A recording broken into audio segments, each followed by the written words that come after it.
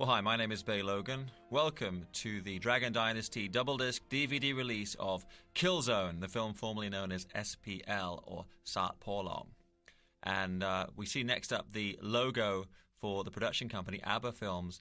Interestingly enough, they were actually sued by the Swedish pop group with the same name, but it turned out that the owner of the company, ABBA Chan, had actually copyrighted the name ABBA Limited, ABBA Movies, way before the pop group came on the scene. So he was allowed to keep using the name ABBA with impunity.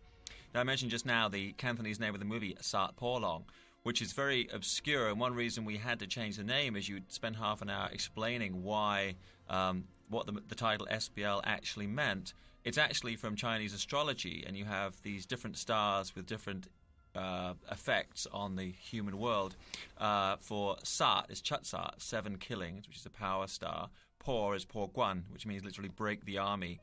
And Long is Tam Long, which is greedy wolf. And when these stars align, they can destroy this wonderful world that's been created by the humans. This beach here on Lantau Island, one of the islands in the South China Sea off the coast of Hong Kong, and the area is called Zhengsha, and a idyllic spot. As you can see, Hong Kong is not all just these big built-up cities that you tend to see in most of the gangster movies. So you get this setting here on Lantau. Lantau is formerly an island of fishing villages, and now has various other constructions, including the new Hong Kong Disneyland. Now, originally there was another opening sequence that was scripted and planned out but was never shot, which would be a montage which would show the rise to power of the villain of the piece, the Chinese crime lord Wong Po, played by Sammo Hung. And it was meant to kind of open the film with a bang. It would show him eliminating his enemies and the fruitless efforts of the police to track him down, but in the end it was seen to be too expensive, so that was abandoned. Instead you get this kind of juxtaposition of that atmospheric opening shot, and then here we're seeing the result of an act of violence caused by the villain, caused by Wong Po, who is using his men, he's using his hired assassin to take out a witness who was about to testify against him at a trial. And we go from here to our introductory shots of Sammo, who got a fantastic new look for the film. I mean, he's very different style to how we've seen him before, with these tattoos. On the back he has the cross with the wings, and you briefly see on the right side of his chest he's got this bulldog tattoo with devil dog, and on the left side a blade through a rose. And you really only get to see them in passing, but he has these tattoos, the ponytail, the beard, and very different from the Sammo Hung that you saw in the CBS TV series Martial Law. This sequence we're seeing here actually shot on the Kowloon side, which is like the peninsula side, the land side of Hong Kong. And in the distance, you can actually see in some shots Central, which is like the business district. You can see the central shoreline. And this is the highway leading to the Western Tunnel. It's just on Kowloon side, on the Western Tunnel, which leads through to Hong Kong Island. There's Simon Yam, one of the leading players, Yam Dat-wah, and the long-haired gentleman we saw a moment ago in the front of the car is Danny Summer, one of the other actors. And flashing back to what's happened moments before. Simon Yam Dat-wah, I mean, I would argue, pound for pound, one of the best screen actors working in Hong Kong today, particularly his fine work in the films of Johnny To. I first really noticed him in John Woo's movie Bullet in the Head. Little girl we see in the back there, her character name is Hui Yi. It's played by Lau Ching Lam, and she's great in the film. It's always tough finding good child actors, particularly in that age range. This is great, the deception here. You see the first car and then bam, they're hit by the second one. And Sammo, of course, because of his build, started off in this industry playing bad guys, but hadn't played one for a long time prior to this movie.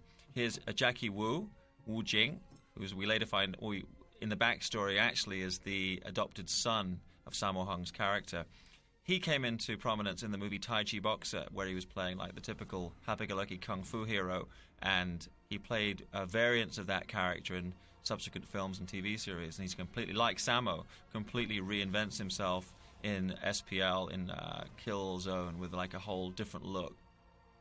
And this movie really exploded onto the scene at a time when we really had not had that many stylized Hong Kong action thrillers. I mean, in recent years we had movies like Infernal Affairs and films that were inspired by that, like Triad Zone or Gong Wu, but we hadn't had movies that had, as well as drama, as well as the kind of noir elements, also had stylized action scenes, which was really had been the mainstay of Hong Kong's action cinema. And this really saw a return to form. And I remember I wasn't there, but I heard that when the film played at Toronto Film Festival, it was really embraced by the fan community as a extraordinary piece and a really powerful bit of filmmaking. This actually not, of course, a hospital, and shot at a disused facility which they can actually bring in. It's amazing what you can get away with. You stick up a few signs and you put a guy in a white coat in the background and it'll look like a hospital. Later in the film, they actually do get access to some really impressive sets, but this one perhaps revealing the fact that this is not actually that big of a budget production, but they, Hong Kong filmmakers, they've done so much with so little for so long, they can do anything with nothing forever. I think that's actually a motto of the Marine Corps. Here we are. Later we're told that this is in Cypress Road on Causeway Bay, but actually this was shot near Stanley, which is on Hong Kong Island. And you see tattooed on the right forearm of Sammo the number 27. And I'm really not sure what particular significance this had. No one seemed to know. I think it was just some kind of stylistic choice. And later, when the police officer on a motorbike arrives at the end of this sequence, he gives his number as being Officer 27. So I don't know if 27 had some special meaning for somebody. But it's just an odd thing that you will notice if you see the film a couple of times. It's kind of a fun reference here because you have the weapons of choice of these guys when they seem to be about to go at it are going to be golf clubs. And Sammo now, doesn't have any great interest, I think, in kung fu training or martial arts training beyond what he needs to do for movies. But he's a golf nut. He loves to play golf. And Simon also is a keen sportsman and has various other sports, but he also plays golf. And they were both of them involved with doing advertising campaigns for a golf course in China. So you get the dueling cars, and then they're going to kind of choose the golf clubs as the weapon to throw down with. And this is a great encounter. Simon, in talking about the movie, his only disappointment was he really wished he would have got to do more physical action himself in the movie. But he had to kind of handle the drama and let Donnie Yen do all the kung fu fighting. But he would like to have got a chance to go toe-to-toe and to show off what physical prowess he has. And this is like a cool moment, a cool standoff between the two of them. And it's interesting the little touches that you can have in a film where it doesn't really have any specific meaning, but it adds a kind of a weight to a scene, and it adds a kind of power to a film. And this shot here, when the camera's coming, has no particular meaning. When you see that and the fade out, it feels like a movie where some care and attention has been taken. This is the actress playing Sammo's wife is Liang Jingkei, who's from mainland Chinese. She's a mainland actress, and when they confer, they're conferring in the Mandarin dialect. Most of the film is in Cantonese. And Liang Jingkei, the lady playing the wife, is also in a movie called Legend of the Dragon. Not the film that Stephen Chow made a few years ago about snooker, but this really ghastly movie starring Sammo and the actor Louis Koo Tin Lok. And again, this is like another section of a disused government building being redressed, and you put a guy with a white coat there, and nobody questions the fact that it's actually a hospital. One of the accomplishments of this film is I think it shows, it illustrates in like human terms this idea of yin and yang, of the fact that in the light there is darkness, and darkness there's light, because you have these supposedly heroic cops who go well into the dark side to try to achieve their goals, and at the same time you have Sammo's character, who, though a bad guy, definitely has these redeeming features, that he loves his wife and loves his child. Simon Yam, as an actor, he's developed in such an interesting way since the 80s, when he was doing these big flamboyant roles, and now you see him in movies like this and the films of Johnny To, like The Mission and Expect the Unexpected, PTU, and the election films. This internalizing of his acting, which is wonderful to see. But again, seeing here, this little shot actually we see here is the nearest you get to seeing the real Sammo in the movie, because Sammo Hung in person, his nickname in Cantonese is Dai Go Dai, which is like biggest of big brothers. And so he is like big brother to all of us in the industry. And he's always cooking on the set when he makes a movie. He's very jovial. And that expression you see on his face here is that's the real Sammo. And that's the brief glimpse you get of him in the movie. And this very tough, cold aspect that he presents as the villain of the piece is acting, is something that he's created. And he does have a bit of a temper on the set sometimes, but he's in general very cheerful, hearty person. And again, interesting use of split screen here. This visual aesthetic that, all the way through the movie, they try to make the dramatic scenes as interesting in their own way as the action ones are in their own way.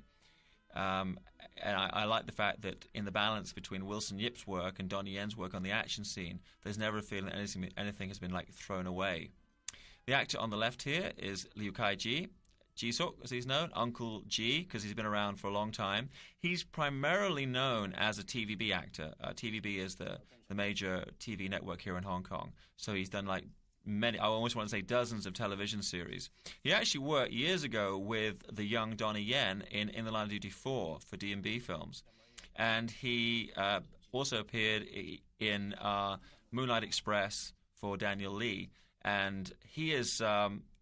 though he's not made a huge number of films, those films he has done have been well received. He actually won the Best Supporting Actor award at the Hong Kong Film Awards for his work on Jacob Jones' Cageman, and was also nominated for Best Supporting Actor for Andrew Lau's Infernal Affairs 2, and was nominated Best Supporting Actor for this movie. I thought Sammo got robbed. I think he should have been nominated, but maybe it was perceived that Sammo was actually the co-lead of the film, so he couldn't be nominated for Best Supporting Actor. But then Liu Kai-ji, who's a terrific actor. Tragically, actually, after this movie was completed, his young son passed away of cancer, so I should say a prayer for him. The amazing skyline of Hong Kong as it dissolved to this young gun, Ken Chang. His Chinese name is Chi Hu, the young officer. He's actually a guy who's been around a while and is kind of constantly on the verge of breaking into the big time. Good-looking young actor. He made his debut opposite the actor Stephen Fung Datlan, in the film Sunshine Cops. He was also in the movie Sharp Guns. That's probably the movie with the most uncomfortable name. Sharp Guns, ouch. He was the star of this attempt by Golden Harvest to make an English-language martial arts movie, which is called Extreme Challenge. So he's gifted as a martial arts fighter. He can actually throw a kick and a punch, but he doesn't really get to fight in this movie. And you can also see him in My Lucky Star, the Choi Hart-produced vampire film Era of Vampires, and in the comedy Dragon Loaded. Guy on the right here playing the informer is Vincent Si Jo Lam. He's actually French-Chinese, practices Kyokushinkai karate. He's a third dan black belt in Shito-ryu, second dan in Taekwondo. Doesn't get to fight in this movie. He actually collects Levi jeans and has 500 pairs of Levi jeans. Prior to making this movie, he'd been in a number of Christian films. He's quite a committed Christian, and had also been in some lower-budget action pictures like Task Force. He was with Simon Yam in the movie Casino, and will next be seen in the next Wilson Yip, Donnie Yen collaboration, Dragon Tiger Gate. And I mention him because he has a few scenes in the movie, but he does a good job with them, and they're quite memorable. I think, somebody said there's no small parts, just small actors, and it's great to see this movie, even the smaller roles, very well cast. This is supposedly Western Police Station, actually former government offices in Fanling, which is out in the New Territories up towards China. When you're going out through Hong Kong Island, Kowloon, up towards the border, there's Fanling. This gentleman's Wai Tin-chi, Austin Wai, former kung fu star, and you can see him in movies from the old Shaw Brothers era like Thunderbolt Fist. He was in actually an early Sammo Hung film at Golden Harvest, Iron Fisted Monk. He's in the kung fu classic 36th Chamber of Shaolin. He's in Avenging Eagle, which our company leader, Quentin Tarantino, the leader of our Dragon Dynasty team, is going to be remaking in the near future. He's in Incredible Kung Fu Master with Sammo, which was like a comedy film with Dong Wai, who later became an action director. So Wai Tin-chi in this kind of antagonistic role, but he's somebody who actually came in the industry as a kung fu star. Here's a cool way to introduce our co-lead and action director, Donnie Yen. Could be an awful static thing in an office, but instead you've got the cars moving, the cameras moving, so you kind of find an interesting way to introduce them. Now they're driving in Ao Got, which is not far from where I'm sitting doing this commentary now, and there's the oldest flower factory in Hong Kong. It's the first building they drive past. I only know that because my assistant's family was somehow involved with that many, many years ago. So there, and I love this use here of the split screen. It never feels forced, or it's always with a reason. It doesn't feel like the director Wilson Yip is trying to show off. It's like using film language to kind of tell the story as best he can.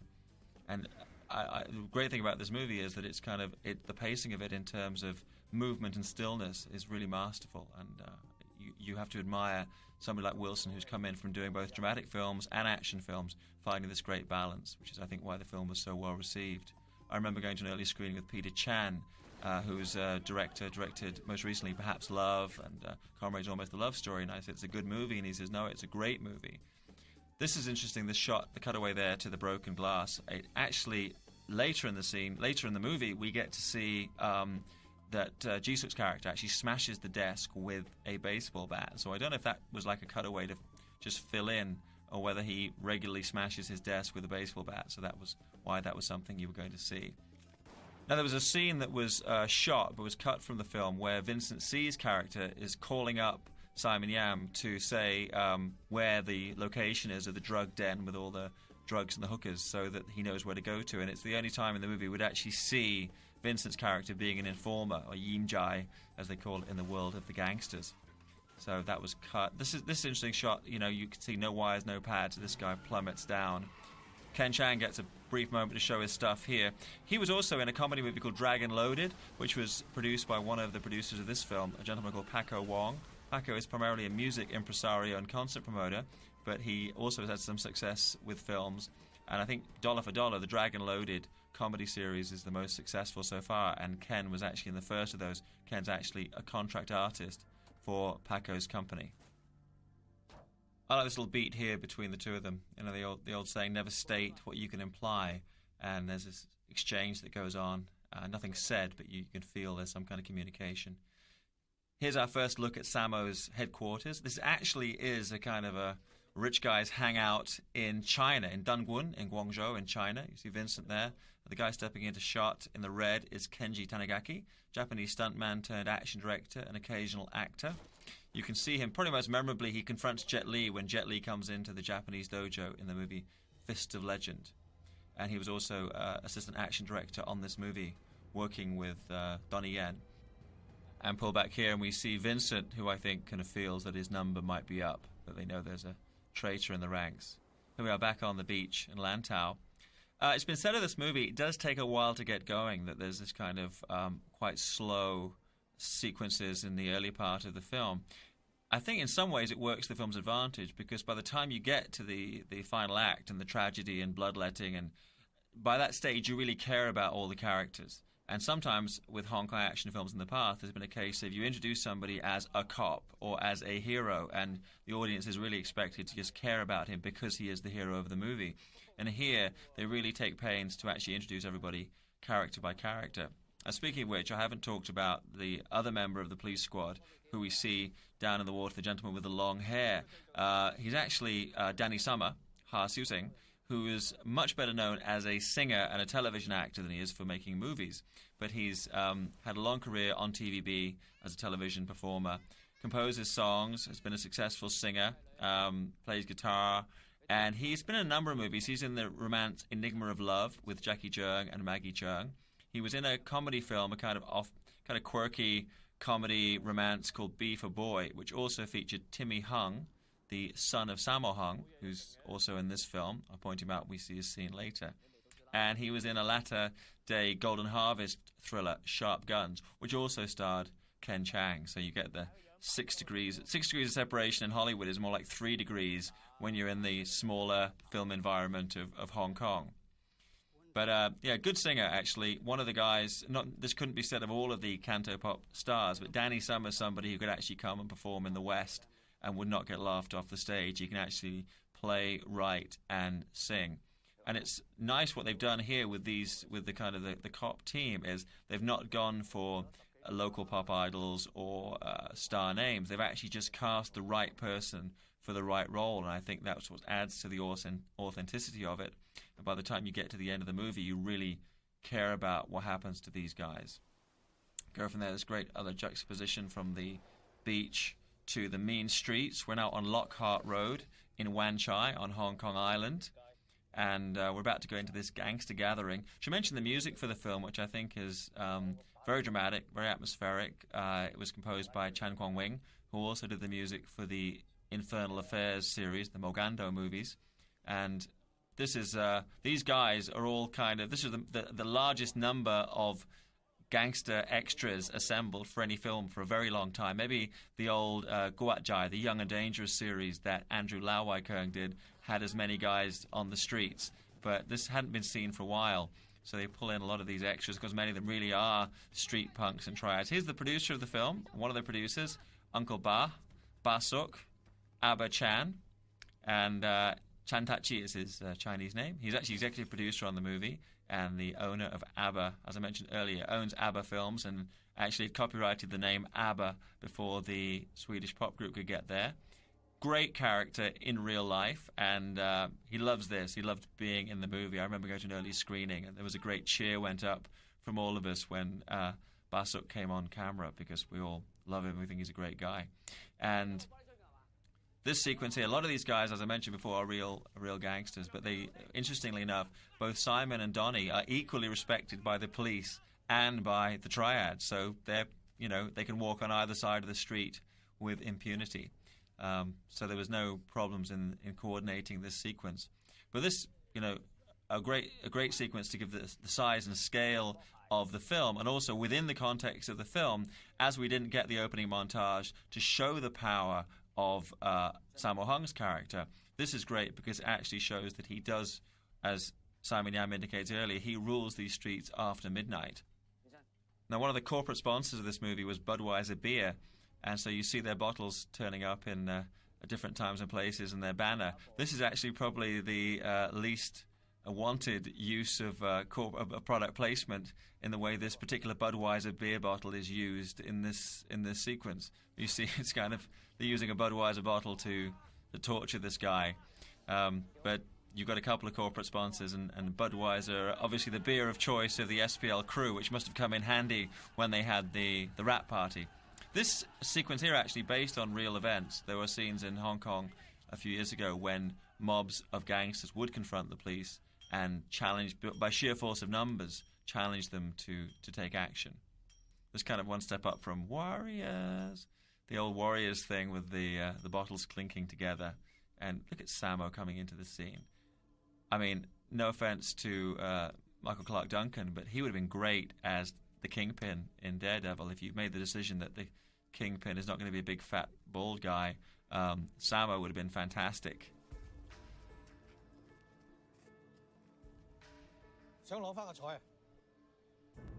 But it's great to have this sequence here where there's actually a confrontation, and also the sense of the changing of the guard, because Simon Yam has tried for years to arrest Wong Po and failed, and now it's going to be Donnie's responsibility. And again, Budweiser perhaps not appreciating this kind of product placement. A great shot of the camera coming up to show these guys surrounded. That was used in the early trailer for the film, and with the music and everything, you got the feeling of, wow, here's an epic, like it's going to be infernal affairs with Kung Fu. And it's great when they fade, because you really can't top that moment. So they kind of know, get out from the scene, fade out, and go on to something else. And the something else is this gorgeous pastoral setting in the New Territories of Hong Kong. It's actually out at Yuen Long, which is, as I mentioned before, is like an area of the New Territories. And this is actually Lam San Wai, which has been seen in lots of the old movies, in the old Shaw Brothers movies. You see these settings when you have the warriors of yesteryear out in what's meant to be ancient China. A lot of the time, almost all the time, it was the New Territories, and this was a favourite spot because you can shoot in almost any direction and you don't get any houses or power cables. It's still remote rural countryside. It's hard to believe it still survives in amid the hustle and bustle of Hong Kong. You go up into the New Territories and there's nothing to be seen for miles around. And that's Vincent C. out of this movie. I think he's about to start making a new movie called Let's Steal Together with the twins, who are these two popular singers and actresses are working in Hong Kong at the moment. So he's about to start shooting that. And again, an emotional reaction to something that somebody be getting killed. And I don't know that all Hong Kong action films actually have that beat. And this is the real exterior of the hotel where the clubhouse is, where Samos Headquarters is set in the film. It's in Dun Kwun in Guangzhou. You see a banner there saying Chinese Estate, which is either Italian or Chinese misspelt. It's really cool that it's kind of all happening in his head. As I say, this is kind of interesting use of time because he smashes the desk with his baseball bat, but earlier we saw like a smashed... I guess he does that often, so that's why Donnie, earlier when he was checking out the room, could see the smashed glass of the desk. even though we hadn't actually seen Ji-suk smashing anything with his baseball bat. Now, these pictures here, this is kind of a visual representation of what we would have seen if they'd had the montage at the beginning showing the rise to power of Wong Po. This was the idea to do a kind of a layered thing showing how he became the ruler of the underworld. And if you see Infernal Affairs or another movie which is coming out soon on this label, which is called Undercover, you can actually see the same setting. It's this government house out at Yuen Long that's been turned into a police station, and it's been used in any number of recent films, but primarily the Infernal Affairs series uses it as the main police station. And Andrew Lau has produced some movies shot for the Fortune Star Company, which are also going to be coming out on the Dragon Dynasty label, and they use the same setting. It's obviously a building that's completely empty and not used for anything else now, which means that you can redress it, and you can have drama and action and whatever you want, and it has the feel of a government office, which it once was. Looking at Donnie's performance here, something I noticed that I haven't seen from him before is he's been acting, but here he actually does reacting. You can actually feel him thinking, feel the thought process going on. He kind of came in the industry, and for a long time he was known as the guy you get who can fight. He can do action, and I think it's unfair because I think he has had his moments of showing off his acting skills in earlier movies, but he was really known as the action guy. And it's only relatively recently that directors have found other aspects to his screen persona beyond the fact that he's so good at martial arts fighting.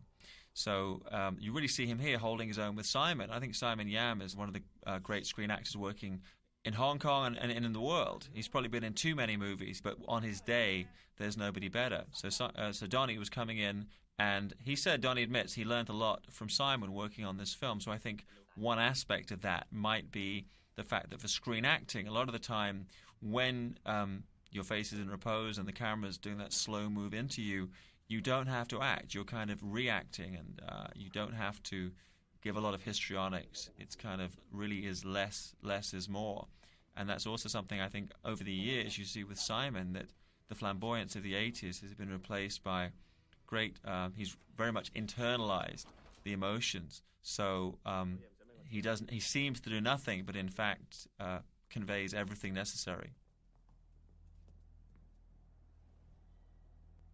I mentioned Sammo, a golf nut, so I guess the 5-iron would be his weapon of choice if he needs to eliminate an informer. So that was kind of like something taken from real life. Everybody knows that Sammo's crazy for golf. Yuen Bu, the third member of the triumvirate of Jackie Chan, Sammo Hung, Yuen Bu, these guys all went to opera school together, came in the industry together, and Yuen Bu is probably even crazier for golf than the other guys are. I think that's all he does when he's not working on films. Yuen Bu can be found out on the golf course. Now, this strange character who was videotaping down by the lagoon is played by Yun Gin Leung. He's billed at the end as a lagoon monster, and really good in what would otherwise be a throwaway role. I think he does a really good job of this. Now, if you watch carefully, you can see one of Sammo's henchmen wearing a red tank top. That's actually Chris Tsui. He's Donnie's assistant, and actually Donnie's the cousin of Donnie's wife. And he's wearing a Toronto Raptors number 15 Vince Carter jersey. Now, it happens that this movie takes place in 1997, and apparently Vince Carter entered the NBA for the 1998-1999 season when he was drafted by Toronto and went on to win Rookie of the Year. So there's no way that Chris should be wearing that jersey in this film. Let's show it for Tim McGyver, who actually spotted that.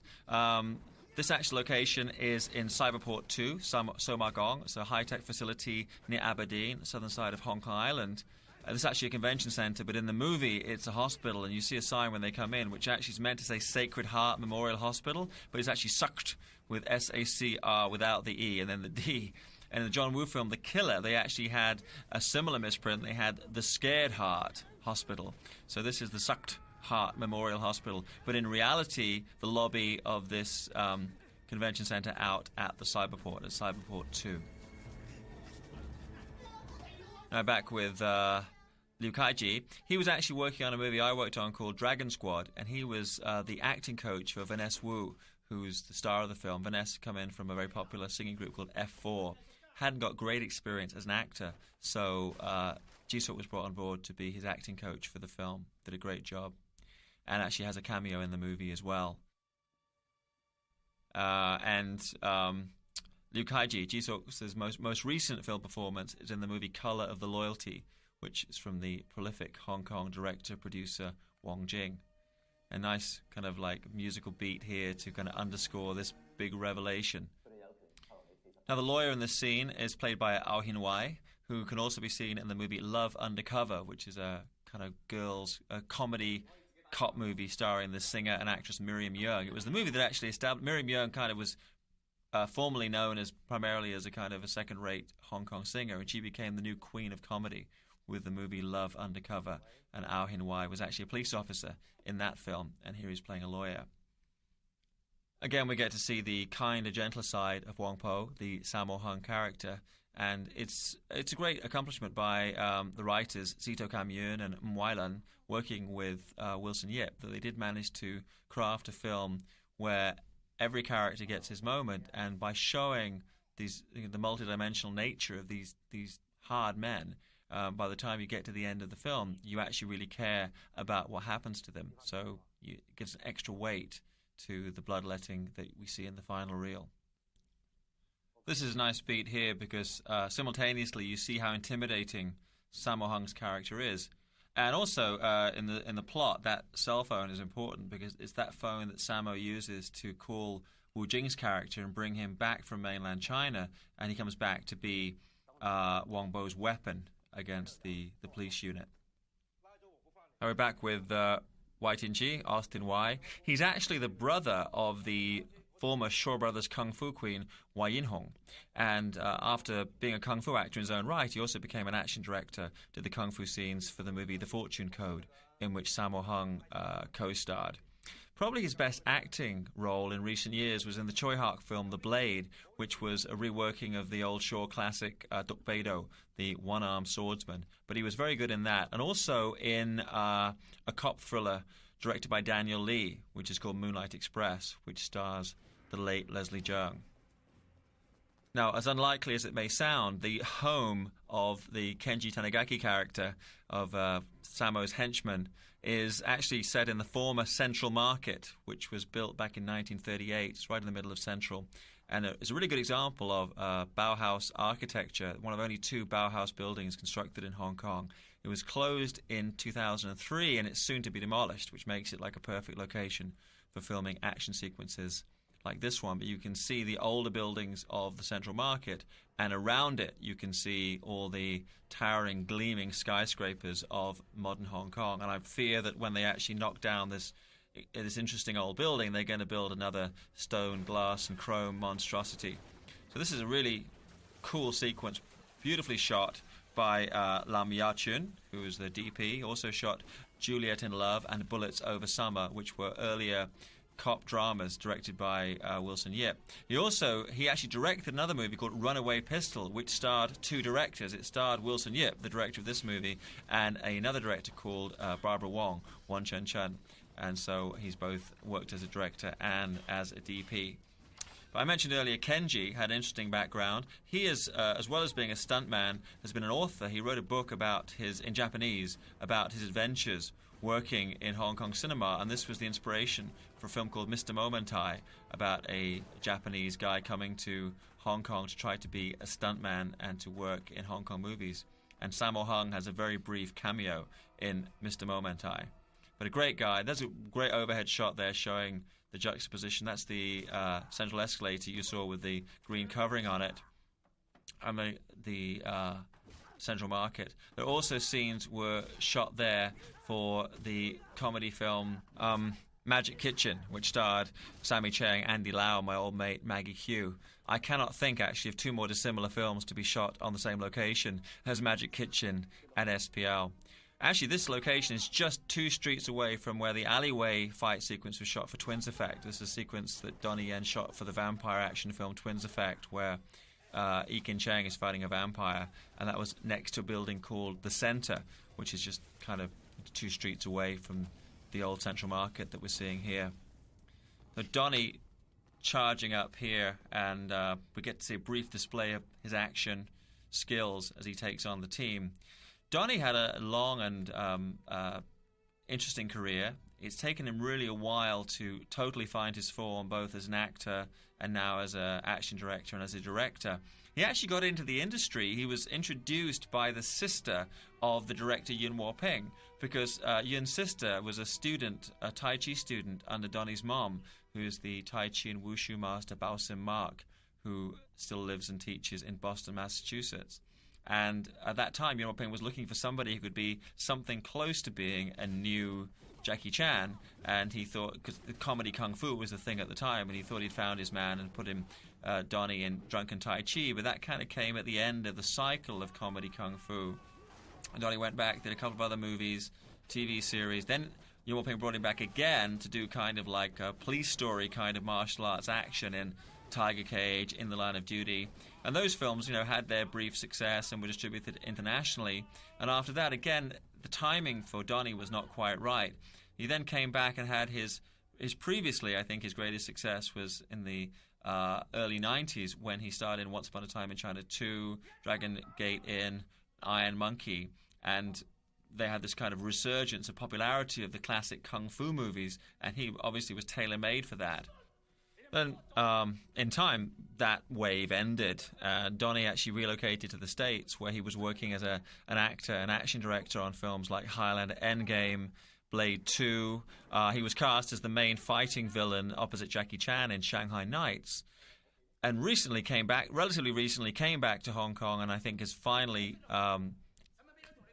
fulfilled his potential. I mean, he's won Best Action at the Hong Kong Film Awards for his work on Twins Effect, and was getting cast in such quality productions as Hero, where he gets to fight Jet Li, and more recently Seven Swords, which will also be releasing on Dragon Dynasty, which is a swordplay epic from the director Choi Hark.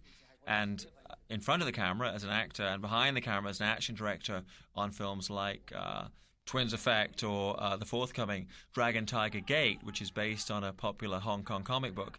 He's really proving he's a very versatile asset to the Hong Kong action film industry.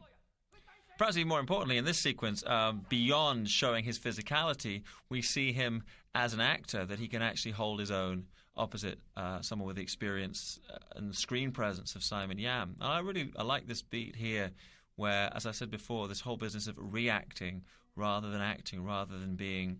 I think with kung fu actors, there's always a tendency to kind of and it's like that whole thing about, I think Alec Guinness says, sometimes, don't just do something, stand there. And I think it's a hard lesson for actors, and particularly action actors, to learn, because they probably have this tendency towards overacting, or towards these kind of grandiose gestures. And a lot of the times, particularly if you're doing a contemporary film like this as opposed to a period movie, you really have to tone it down, and I think Donnie does that to great effect in this film. Here we have Hung Tin-ming, Timmy Hong, one of the sons of Sammo Hung, a prolific TVB actor. He had his first major role in Sammo's last major Hong Kong comedy actioner, Don't Give a Damn. And you see them here playing. This is actually the King of Fighters 202 Challenge to Ultimate Battle. And again, it's kind of an anachronism, because this game didn't come out until 202, and this movie set in 1997. Interesting, because actually this is King of Fighters, and Donnie is actually preparing a movie version of that for Mandarin Films at the moment. This is in Wan Chai again, Lockhart Road, where we see basically the setup to the relationship between these two.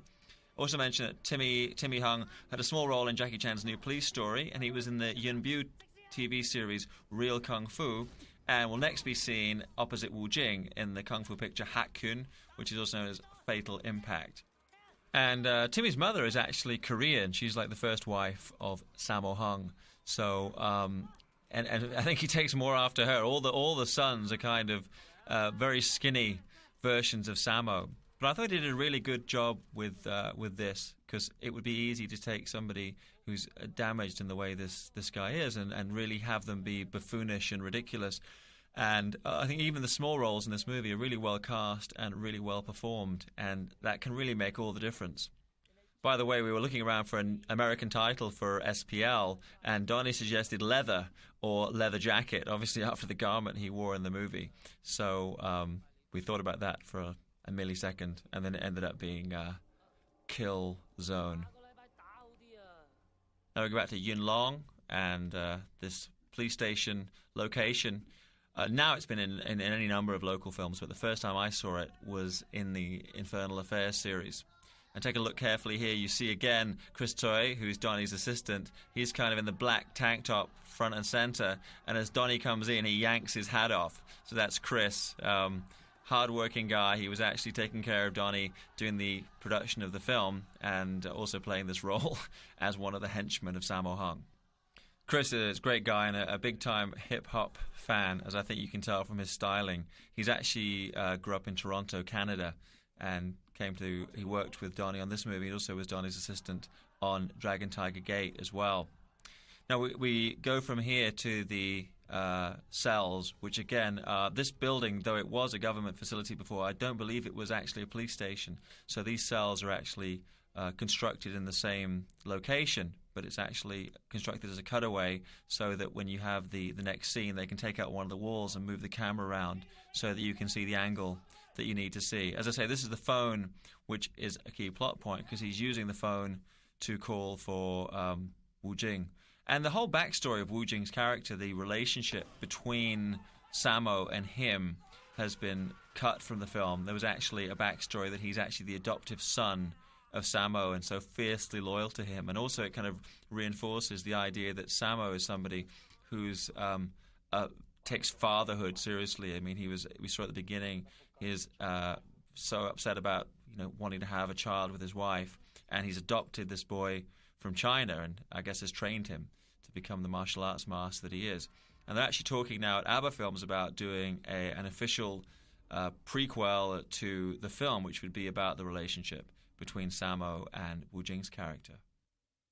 Now, even in Hong Kong, there was concern about whether SPL or Sha Po Lang would actually be a title that people could understand. I mean, it's quite a scholarly and cryptic title even for Chinese people to grasp. So there was talk about changing the title to Father's Day because and I guess it's kind of an ironic thing because everybody in the movie is reconciling in some way a relationship as a father or as a son.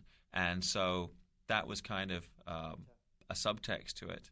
And you had Simon Yam has obviously adopted the little girl and is trying to be a father, and a lot of what he does is on her behalf. And Sammo, we see, has these efforts to become the father to the little girl. Later we find out that Ji-suk's character had this very problematic relationship with his own father. Danny Summer, as we're seeing now, has this scenario where he's divorced, his daughter's been studying overseas, and she's finally come back to Hong Kong, and they're going to be reconciled. So everybody was this is actually on Father's Day, and the whole action of the film pretty much takes place over the course of one day, and that day is Father's Day. And it was felt, I think, at the end of the day that SPL was probably better as a title because it was kind of cryptic, and for Hong Kong audience it would work. Whereas Father's Day was very soft, and you're expecting really to see a kind of a family drama or even a comedy with a title like that. But again, I think this is an interesting concept and shows the intelligence working with the director Wilson Yip. He's somebody who comes to the material and he's like, there's been already 300 Hong Kong gangster action films. What can I bring in? And I think what he wanted to bring in, he wanted to bring some heart and some truth to the characters and their relationships. And I think that's probably why international audiences, respond to the film as they have done. Simon Yam mentioned, action is like an international language. I would say that family is also an international language. And if you have a film which deals in any way with parent-child relationships, everybody pretty much can relate to that, either in a positive or a negative way. Again, this nice little gesture here, which is kind of throwaway, but it kind of shows the bond between the members of the team. And here, as I was mentioning earlier, the cell phone really is a key plot point, because if Sammo doesn't have the phone, he has no way, while he's locked up, he has no way to summon this cool-looking hitman. And again, very stylized. I mean, you're in a world that's slightly removed from reality. Interesting to look at this film. It's often very difficult to think of how you do films, a contemporary martial arts movie, because everybody has guns. In America, they don't just have guns, they have like automatic weapons. So how to make a martial arts film relevant, it's difficult because there's a sense of like, if you're more than a few feet away and you have a weapon, then martial arts people would be at a total disadvantage. But I think this film kind of manages to straddle the line between people being armed with guns and at the same time being in situations when they have to use, when the guns don't work for them and they have to use other kinds of martial arts, or where there's a killer who has a specific skill set that allows him to be very effective even without using a gun. And I don't think there are too many moments here where you step back and go, well, why didn't they just pull out a gun and shoot him? But certainly there are other action pictures that I've seen out of Hong Kong and in the West where they've tried to do a contemporary martial arts movie, and you just feel that you can't suspend your disbelief because you're sitting watching it and going, why would that be happening if people have guns in this day and age? Now here's an example of how we have progressed in the Hong Kong film industry. A few years ago, the best kind of blood that you could offer was the kind of very lurid coloured blood that you saw in the old Shaw Brothers movies. So now, this scene, I think, would have played for laughs if Simon had blood of that colour coming out of his nose. So if nothing else, we can say we have better blood than we had a few years ago. The fights may not always be as good, but the blood is definitely better. Now, this location's out at Sha Tin, which again is a remote part of the New Territories. Actually, Sha Tin was the area where Bruce Lee shot much of the final fight sequences for the movie Way of the Dragon. All the stuff that leads up to when he fights Chuck Norris in the Coliseum was out in Sha Tin, which at that time it was kind of countryside. It was just, farmland, and it's been heavily developed since, as you can see from this sequence. And again, even with these supporting cast, like this guy who's meant to provide a gun, he has a certain look that really fits the role and a certain attitude, and I think it's really important. I mean, when you're doing these kind of films, all you need is one duff performance in a supporting role to take you right out of the picture. But now we go back to the police station, and the first guy through the door, the guy carrying the tape, is actually So Tung, who is a stuntman from mainland China, one of the stunt team on the film. Had the fight with Egin in the alleyway in Twins Effect. He's like one of the regular stunt guys who Donnie always works with. It seems in America there's kind of a firewall between the stunt profession and acting. I mean, it's very unusual, I think, to see stuntmen given roles, acting roles in American movies. But in Hong Kong, it's very common. And, of course, pretty much a whole generation of action stars came in from being stuntmen. There was this famous joke, I think Howard Stern says, about Jackie Chan. He does his own stunts. Yeah, he's a stuntman doing his own stunts. And it's cool the way that they have this kind of atmospheric build-up to what's going to happen rather than rushing into it. They give it time for the mood to develop. This movie had I think a troubled history. I mean, after it was wrapped, it took a while for it to get distributed, to get anybody interested in selling the film. And the comment I heard from people who saw a very early cut of the film was it seemed to be two movies, that there was a martial arts action film happening and that there was this intense cop drama happening, and that in the first edit, these two aspects weren't really juxtaposed properly.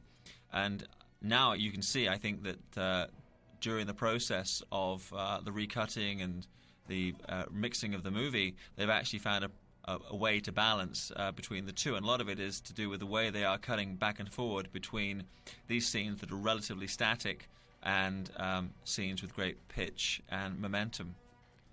I like this touch coming up that Basok gets to repay the favour that's been the help that he was given earlier in the street sequence by Simon and the guys. Look at that in the background behind Simon. You see the door to the men's washroom with "Gentleman" written on it, which of course you'd never get. It would be "Gentlemen."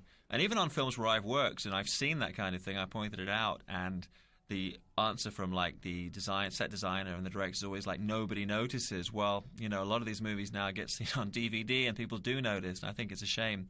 Note to Hong Kong filmmakers, you should really fine-tune some of those background details. But anyway, we have "Gentleman," and earlier we had the Sukt Hospital.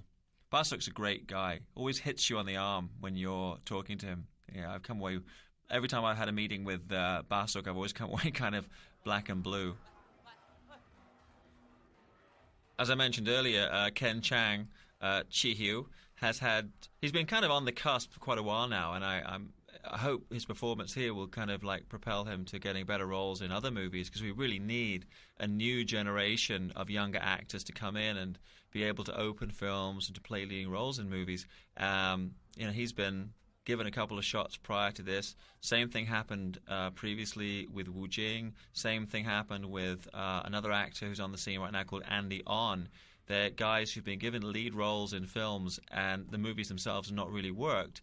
And now they're kind of having the chance to redefine themselves in supporting roles and as kind of side cast, so that presumably they can build back up and come back into the industry as leading players. Certainly something that needs to happen if we're going to have any future to Hong Kong filmmaking. Now we introduce arguably the coolest single character in the film, this lethal mainland Chinese hitman played by Wu Jing, a.k.a. Jackie Wu, a.k.a. Kang. He's born in Beijing, China in 1974. His first job in the industry was working on a TV commercial for the singer-actor Leon Lai, who he somewhat resembles. Perhaps not in this movie, but if you see him in ordinary life, he looks much like Leon Lai. He was sent at an early age to train at the Beijing Wushu Academy, which was the same place that Jet Li and that whole generation of Wushu players trained. He was there from the age of 6. Both his father and grandfather had been martial artists, so he was kind of following in the family tradition. And he was actually talent spotted, much like Donnie Yen had been years earlier by Yuen Woo-ping, who actually had come to look for a young actor to be in the movie Tai Chi 2, a.k.a. Tai Chi Boxer. And he saw something in Wu Jing that he liked, some charisma beyond pure martial arts ability. And he's had a pretty prolific career since then, primarily on television. He's a very popular actor on TV series in China. The Chinese TV industry is much more successful and much, actually I would say, better executed than the Chinese movie industry. But he's never played a character even remotely close to this one, and it really took Wilson and Donnie to come in and take a look and say, hey, here's this guy with this kind of baby face and this kind of gentle demeanor, and let's turn that around. Let's have this kind of real cool-looking, cold-blooded hitman, which is what you see here. Actually, even seeing Wu Jing in a contemporary film was a major change of pace, because previously he'd been in Tai Chi 2, a.k.a. Tai Chi Boxer. He was also with Sammo Hung in the movie Zoo Warriors, and he was in Lau Garlang's movie Drunken Monkey, but they're all period films. So it's been he certainly has never done a major role in a contemporary action film before. So this was a very successful attempt to redefine him, and now he's in contention for major roles in a number of international pictures that are casting at the moment, which is good for him. I have a hard time thinking about the last Hong Kong film which was quite as visceral as this one in terms of making you feel the bloodletting and feel the pain of the characters. It really does put them and you through the ringer. And it is stylized, but sometimes these films are stylized in such a way that they become balletic and you don't really have any connection to the violence of what's being depicted on screen. Here, the stylization in no way diminishes the impact of what you're seeing. As I mentioned earlier, a great breakthrough, I think, for Donnie Yen as an actor, and I think Wilson and he have been a great partnership, both in terms of working behind the camera as this wonderful cohesive unit of director and action director, and at the same time, with Donnie in front of the camera, Wilson really gives him the space to find whatever he needs to find in the moment. And they have and Donnie has a respect and also, I think, has a trust in Wilson's choices, so that he's really willing to kind of go out on a limb and try to do stuff dramatically that perhaps previously he shied away from. So a lot of critics very surprised by his performance in this movie. And it's kind of a leap of logic here. I mean, if Simon's been told that there's this mad killer on the loose with a blonde hair and a white suit and a knife, he should really not be calling Donnie. He should be calling his guys, Danny Summer and Jisuk, and saying, watch out, there's this guy with a knife and he's after you, but he, for whatever reason, doesn't call their cell phones. Here we are at the Cenotaph, the War Memorial in Queen Square in Central. We meet Danny Summer's daughter, who's played by Maggie Poon, Poon Mei Kay. And Maggie Poon was discovered by the director Lawrence Armon, who cast her in his wonderfully named teen drama Spacked Out. And she's also in a film called Diamond Hill. She appears in the last film of the actor-singer Leslie Cheung, a film called Inner Senses. And she can also be seen in the Tony Leung, Miriam Yeung romance, My Lucky Star. And I guess she's the leading lady in this film because there's only two female characters, which is her role, a rather thankless role as Danny Summer's daughter, and also the character of Sammo Hung's wife, also a pretty thankless part. So one of the criticisms of this film, that there were really no roles whatsoever for women. So Wilson and Donnie are planning a kind of an SPL-style thriller for Mandarin Films, and they promise they will have some girls in that movie. Here we are back at the police station with Basuk. He actually he loves playing acting roles. He's in most of the films that he's executive produced. You can see him in Sound of Colours, Supermodel, Astonishing, and in the movie, probably the biggest film he's been in is the film A1, which was directed by Gordon Chan. So, yeah, he loves the limelight, and, hey, he does a decent job here, and his character name is his real name, Basuk. Here's something you rarely see in a Hong Kong movie or any movie these days, somebody using a payphone.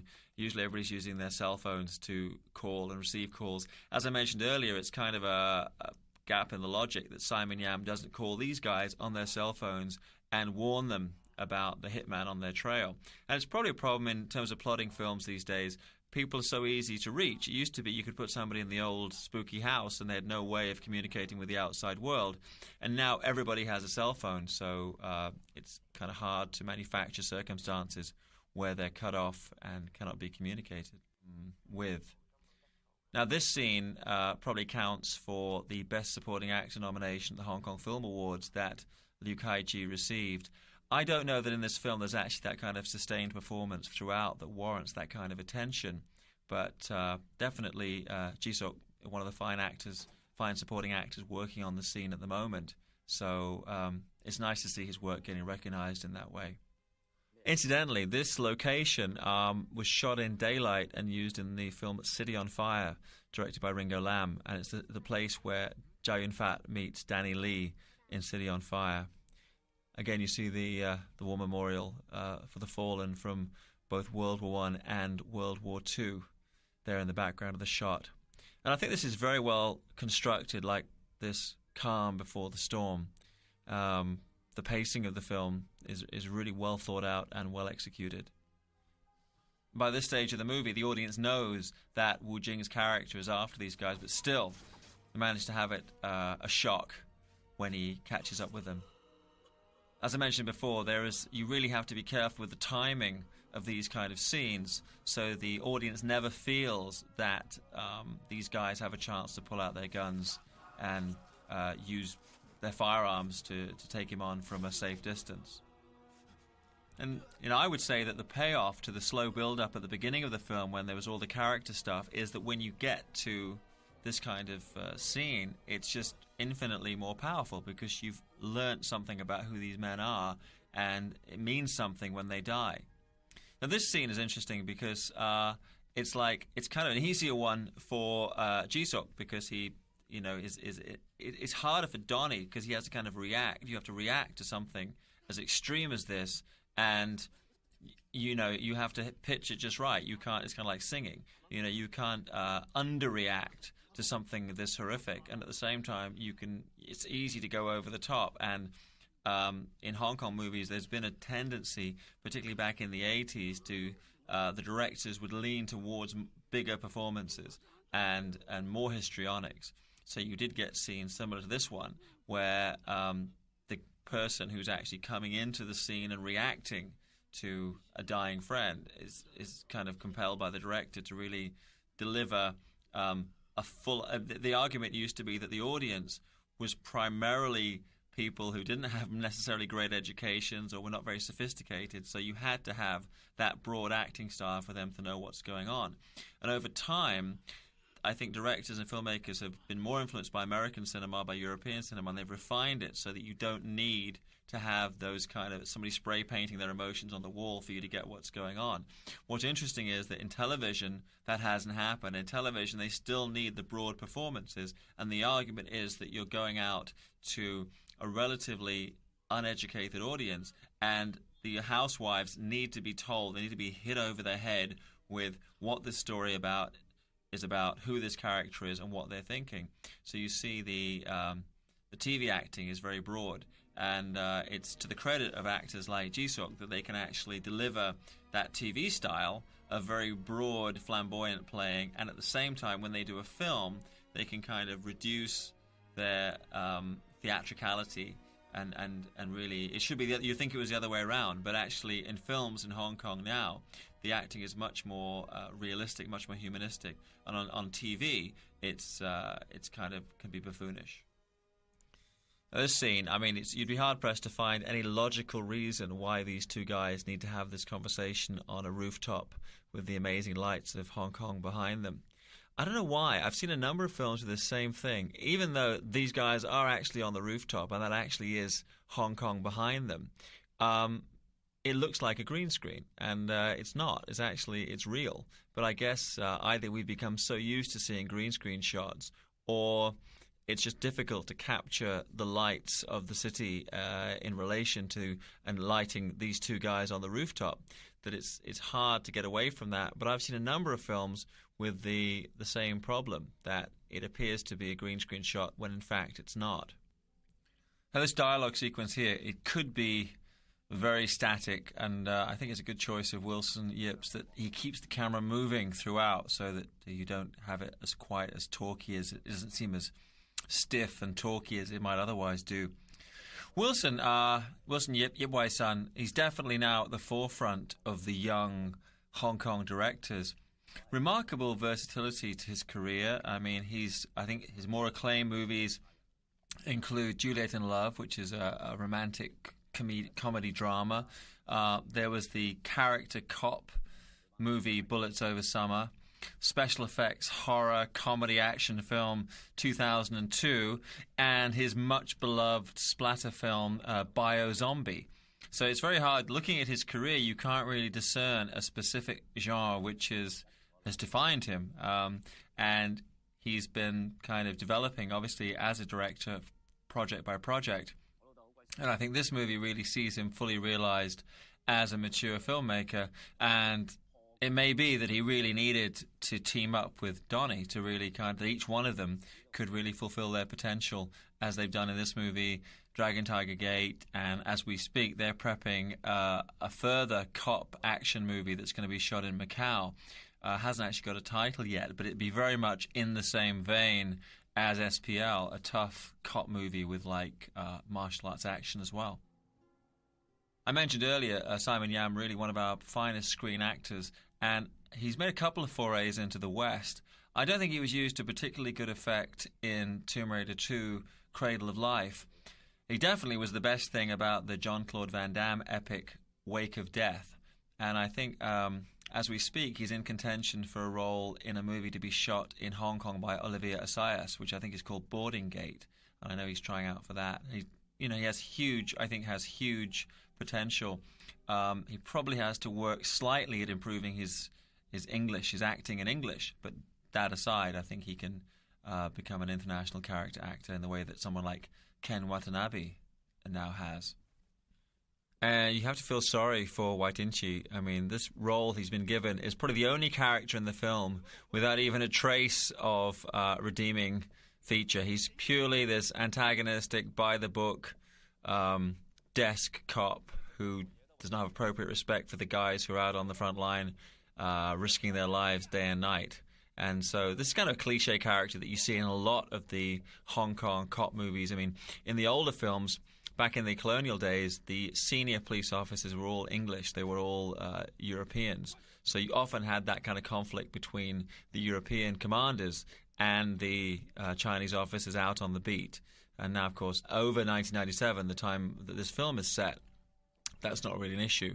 So you get the conflict between these two, both being Chinese. But kind of a thankless role for Austin Y. Now, this is a really long walk for Simon Yam, because he starts off here, he's in Hong Kong, walking the mean streets of Wan Chai, and when he arrives at the headquarters of Sammo Hung, it's this clubhouse, as I mentioned before, which is in Dun Gun in Guangzhou, and it's actually about 3 hours by car from Hong Kong, but in this sequence, in the movie, the headquarters is actually meant to be in Hong Kong. So you have, from here, walking past Sammo's street soldiers, and here, this is actually part of the big facility we saw earlier. When you saw Simon dreaming about coming in to shoot Sammo, it was here at Dun Gun.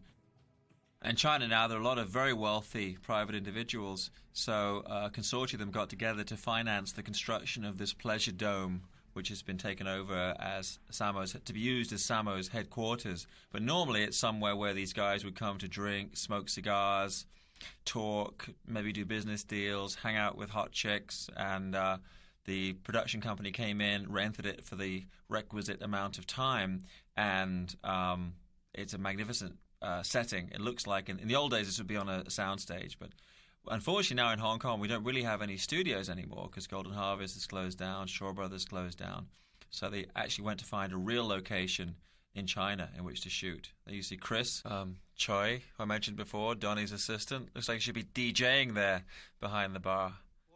Great line from Sammo. It's kind of the moral of the film, that heaven is fair, all mistakes shall be punished. And there is a sense here, I think, of divine retribution. Everybody who sins in the film is punished.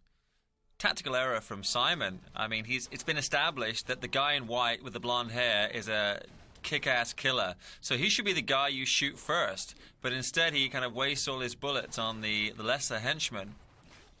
Coming up is the only line of dialogue from Wu Jing's character in the film, and he actually has to be dubbed because his Cantonese is not really that clear.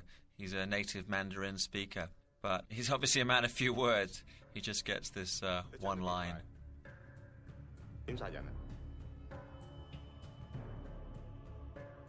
Now, the next time we see the rooftop, it actually looks a bit better if you look at the skyline. I think it must be something to do with lighting the guys talking at the edge of the roof, because now it actually does look like a real cityscape. Wu Jing is actually signed as an artist to the company Gold Label, which is run by Paco Wong, one of the producers of the film. And Paco really has primarily singers as his clients, and he has one kung fu star who is Wu Jing. So they took great efforts to give him a breakout role here.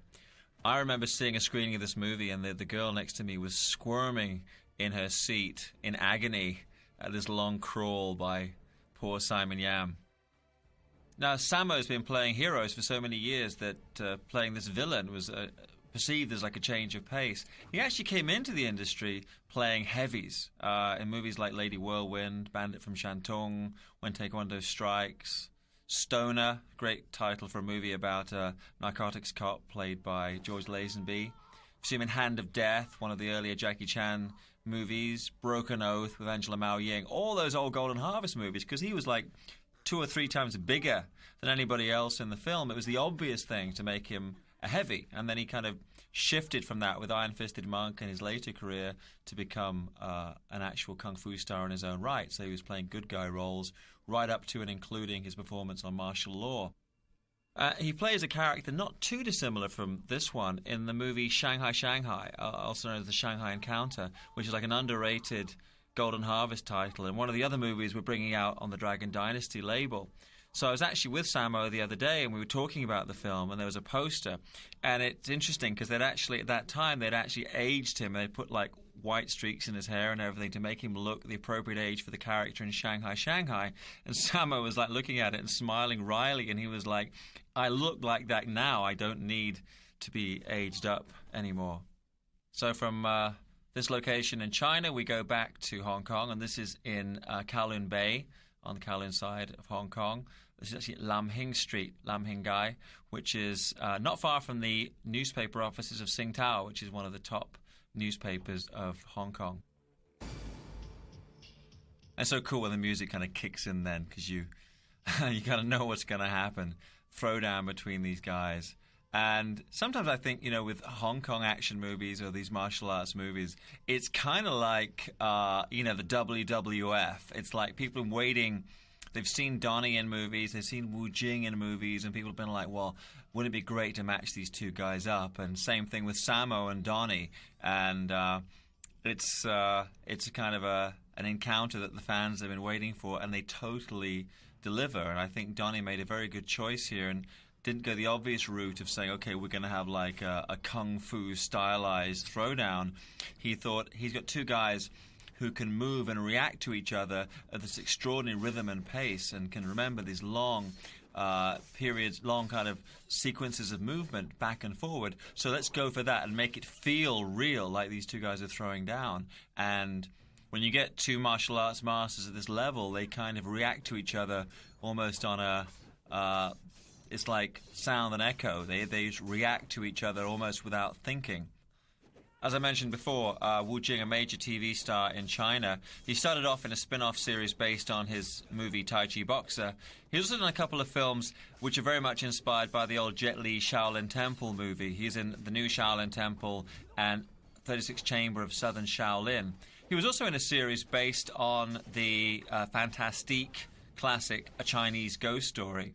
But he's been in probably 12 different series in China and established himself as a TV idol, and this movie I think takes him up a notch beyond that, and he's obviously establishing himself as a theatrical player, and just finished Fatal Contact, which is his first real starring role in a Hong Kong action film. It's great, this long uninterrupted cut, and I think these are probably the only two guys working in Hong Kong at the moment who could actually even approach doing something like that in this kind of fight scene. I should mention that Donnie's weapon here is a police truncheon. I think it's called a kaibo in Japan, extendable police baton.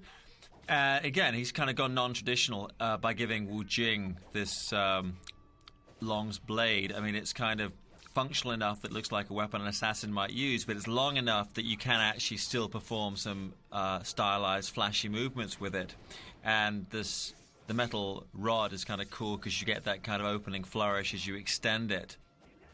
Wu Jing with the funkiest hairstyle of his career. It's like Pepe Le Pew, prepare to meet your maker.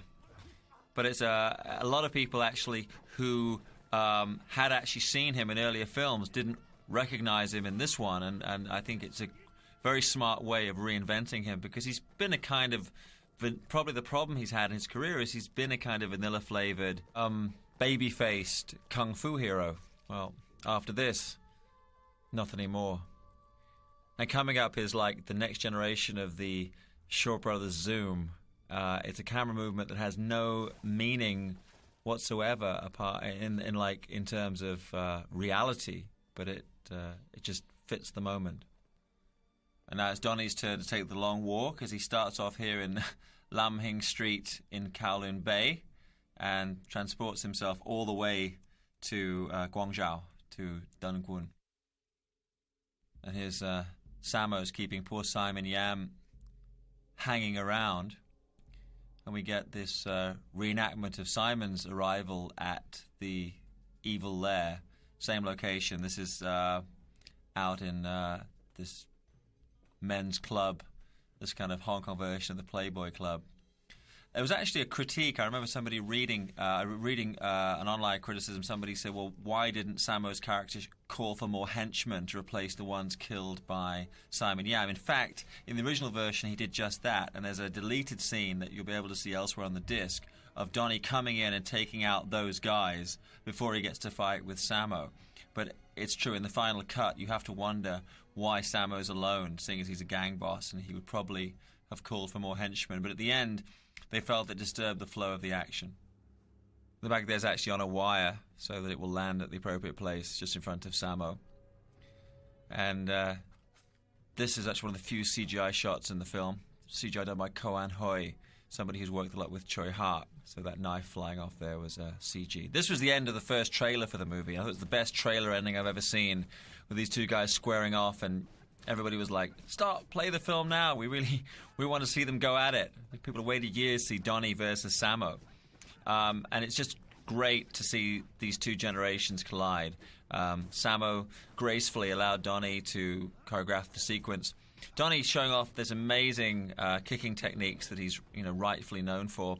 The other thing that he brought in here, which I thought was something everybody's kind of reacted well to, is acknowledging the fact that in the martial arts world there's been this huge step forward in terms of mixed martial arts, the Ultimate Fighting Championship, the rise of Brazilian Jiu-Jitsu. And he actually, a number of his students, particularly John Salviti in LA, are people who've actually been training and researching that art, and they'll bring that to Donnie and show him the movements, and he's figured out how to make them look exciting on camera. What's interesting, look at the slow move of the camera. The guys are working very frenetically within the frame, but you don't need the camera to be jerking around like Bourne Identity style. You can actually have these slow, classical camera movements, or as here, you just pretty much keep the camera steady, let the action actors move. And of course you can do that in Hong Kong because our guys actually can move. In America, I think the jittery camera a lot of times is there to disguise the fact that the American performers, unfortunately, are not as adept in action as their Hong Kong counterparts. But this is like an amazing sequence. It manages simultaneously to combine quite realistic grappling movements that you might see in an actual contest with this kind of wire-inspired work that is more, I would say, Hong Kong style. But it's got the blend, and there's never a moment, I think, when you feel it goes too far in either direction. I think it's really inspired that you get this kind of break in the combat and you pull back to this master shot to see the relation between the two guys. In the old days, you would again, it shows Hong Kong martial art fight choreography progressing. I mean, that it's actually evolving. And it's not just a case of let's recreate what we used to do back in the 70s and the 80s. In those days, in the finale, it would be two guys used to fight till one killed the other. Here, what they're trying, and I think, pretty much succeeding, is to bring in a dramatic element to the fight so that there's simultaneously this whole drama about the wife and child arriving downstairs, are they going to come up, what's going to happen, and so there's kind of like an extra dimension to the combat between these two men. And I don't know that necessarily that's something you would have seen in the fantastic action pictures back in the 70s and the 80s. They were like really going in a different direction. But I think it's really gratifying to see filmmakers like Wilson, like Donnie, who are not just saying we have to do something as good as has gone before, but rather we have to do something that is now, which is in some ways different from and maybe better than what has gone before. And unfortunately, I hear a lot of the fans say to me, why can't it be just like in the 70s and the 80s? And I say, well, I'd like it to be like now, if the cinema could actually be evolving and moving forward from what we have already and going in new directions. And I think SPL really, in terms of its balance of drama and action, and in terms of the style of action that we're seeing here with the jiu-jitsu being applied in this way. I sent a DVD to Richard Norton, who's a good friend of mine, somebody who's worked with Sammo on a number of action films in Hong Kong. And Richard's trained for many years in Brazilian Jiu-Jitsu with the Machado brothers. And he was knocked out by the way they'd actually applied Jiu-Jitsu on film. And also, of course, they allowed space for Donnie to show off his trademark kicks, for which he's rightly famous. This is a great finishing move. This is so unreal it becomes real again. As Sammo used to have Richard Norton say in the old days, painful. That's quite a landing. And all of this stuff brought into this real location up in China, all the breakaways and everything. So they got to completely re-outfit the place, put lights up and everything. So they treated it pretty much like a film studio. And my goodness, they used it to good effect for that incredible final duel. Full respect to Donnie, full respect to Sammo for pulling that out. Great way to end the movie. And every time this film has been played in festivals or in Hong Kong, people have been knocked out by the end fight. And here's another unwarranted bit of product placement. This for Beef Eater Gin. I don't know how the Beef Eater Gin people feel about this being the beverage of choice of somebody who's just killed a gangster boss. In China, there's big issues about killing police officers, policemen being killed in films, people getting away with breaking the law. So the movie ends here on the China version. they actually cut round about this point, and that's the end of the film. And obviously we're seeing here the full, longer cut. And one thing actually that's been mentioned as a blooper is the fact that if you look at the soles of Donnie's shoes during the scene when he's fighting Sammo, he's obviously wearing sneakers, and actually the sneakers are a very distinctive yellow pattern on the sole. And that's kind of unfortunate, because I think throughout the fight he's swapping back and forward between wearing sneakers for some scenes and wearing leather shoes for others. But in the sequence, I actually, having heard about it, went through the fight to see, and it's actually not that obvious when you actually see the fight itself. But in this moment that's coming up now, when you see him go through the window in this green screen shot, if you look at his shoes then, he's changed back to the leather shoes, and if you go back and look at the fight, he's in the sneakers. But hey, it's only a movie. This is, again, one of the few green screen shots, one of the few effect shots in the film, and he's falling a long way because he's falling out of the window in Guangzhou and he's landing back on Lam Hing Street in Kowloon Bay. I was actually working on another movie with Sammo after he'd finished SPL, and he hadn't seen SPL, and I saw it early on, and I remember him asking me, and I was quite touched that he asked me. He said, did I think he went over in the final scene? Like, over is like an English term that's been adopted in the industry to mean somebody who's, someone's overacting, somebody who's going over the top. And he felt he had gone over in this moment when he reacts to the fact that he's just inadvertently killed his wife and child. And I told him, I said, totally not. I mean, everybody's been blown away by your performance in general and this particular scene. And I think anybody who's been an actor at any level would look at this and go, this is, again, a very, very hard scene to play, because it's like, how do you react to the unimaginable? And there's a tendency to do a big histrionic song and dance number. And what I think is the truth of it is that a lot of the times when somebody experiences something as utterly devastating as this, parts that they just shut down. And you don't get those outbursts that you always see people do in movies and on soap operas. It becomes much more... And Sammo really found the truth of the scene and the truth of the moment, which is why I think makes it particularly affecting. That and the fact that it's Sammo Hung, who's, in my case anyway, an actor I've grown up with and somebody who I have huge respect for. Impossible, incidentally, to ever take a bad shot either with a still camera or a movie camera of Simon Yam. He's like the most photogenic people on the planet. We were looking at all the stills while we were preparing the cover artwork for this movie, and you really couldn't find a bad shot of Simon. Now, the final image of Sammo, and I think they made a great choice that you just have the music and this plays out silently. I think it's much more effective than it would otherwise have been. Not to joke in the face of tragedy, but Basuk, when he first saw the movie, he says, I don't think this movie should be called Sha Po Lang. I think it should be called Ham Ga Chan, which means that all the family will die. Because at the end of the film, the only survivor really is Sammo, because in this kind of coda that we have here on the beach, Simon Yam's character finally succumbs to the brain cancer that he was diagnosed with at the beginning of the picture. So he's dead. I was talking to Wilson. I said, well, what stopped you from having the poor little girl float by at the end? In that respect, I mean, that line that Sammo had earlier, he says that heaven or God is fair, Hogumping, that if you do wrong things, you'll be punished. And by the end of the film, I guess that's been borne out in a very extreme manner.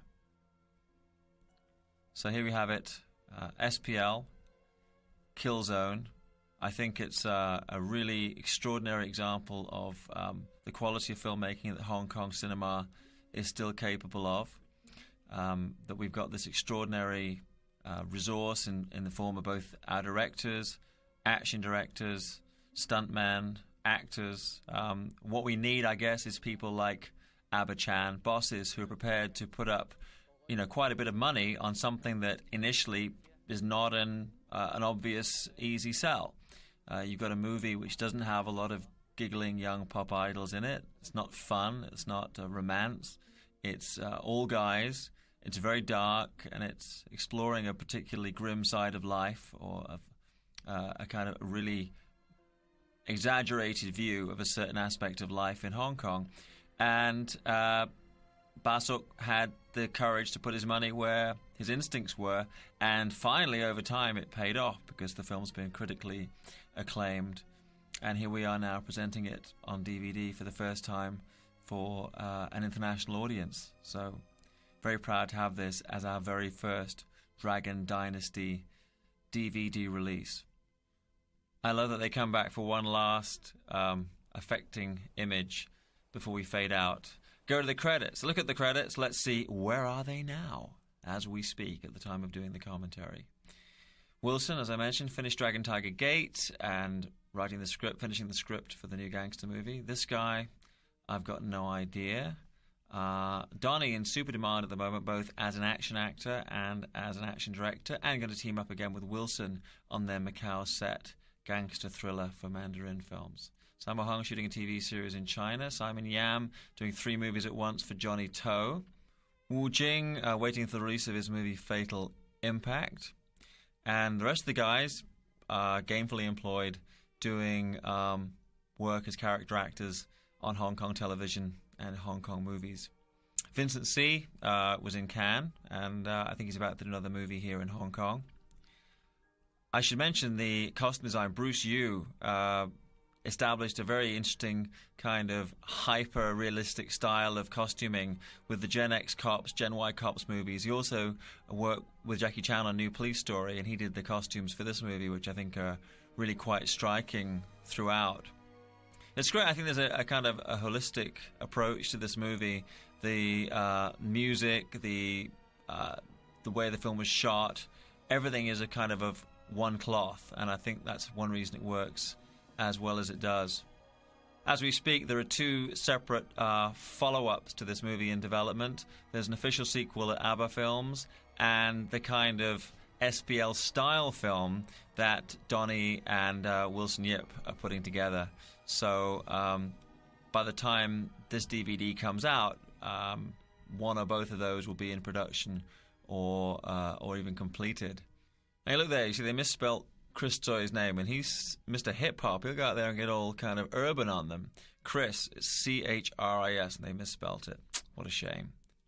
The post-production duties on this film were divided. A lot of the visual effects work was done, and the finishing of the film was done actually at a facility in Thailand, which we see credited coming up now, all the people from Cantana, which is a facility in Bangkok. And the sound mixing was done at MBS Studios by the multi-award-winning Kinson Zhang. And I think, I didn't actually mention it during the film itself, but I thought that the sound really added immeasurably to the impact of the film, that they did a fantastic job with the sound design and the mixing of the sound on the film. Well, it's been a great pleasure to watch the movie with you this time. I hope I could provide some insights and some information, certain aspects of the production you might not previously have been familiar with. I want to thank all the fans of Hong Kong action cinema for their support and the energy they've given to this industry. It's much appreciated. I hope Dragon Dynasty fulfills your expectations as the premier Asian action DVD label. It's Bey Logan signing off from Hong Kong. Joy Gin.